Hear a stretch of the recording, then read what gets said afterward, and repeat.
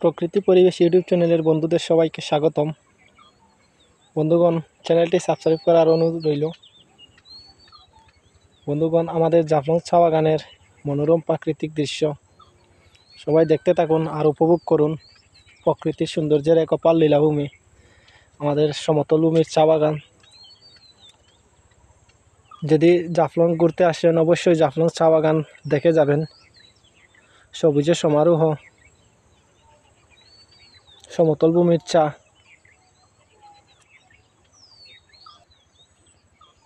বিগত কয়েকদিন আগে আমাদের এদিকে বৃষ্টি হওয়ার কারণে চা গাছগুলোতে নতুন কুড়ি জন্ম নিয়েছে।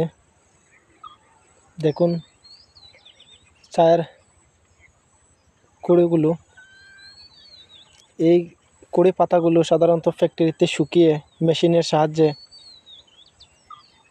দানাদার চা তৈরি করা হয়।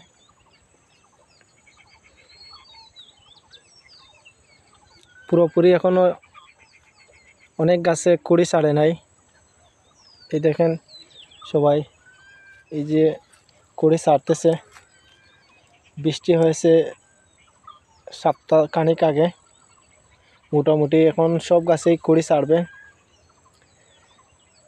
দুটি পাতা আর একটি কুড়ি। আমাদের জাফলং চা বাগানের চা গাছগুলা। আরেকটি জিনিস আপনাদের দেখাতে হয়, যদি জাফলং চা বাগানে ঘুরতে আসেন, এই যে পাতাগুলা থেকে সাবধান। এগুলো শরীরে লাগলে অনেক চুলকায়। 7 দিন ভরা চুলকাবে।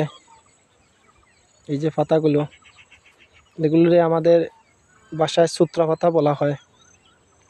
পাতাগুলো আকারে অনেক বড়। এই দেখেন,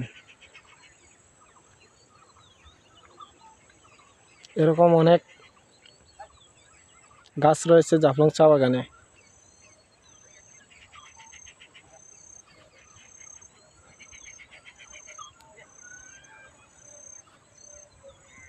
ধন্যবাদ সবাইকে ভিডিওটি দেখার জন্য। আর যদি ভিডিওটি ভালো লাগে তো অবশ্যই লাইক, কমেন্ট, শেয়ার করতে ভুলবেন না। আমাদের জাফলং চা বাগান অবশ্যই ঘুরতে আসবেন। ধন্যবাদ সবাইকে।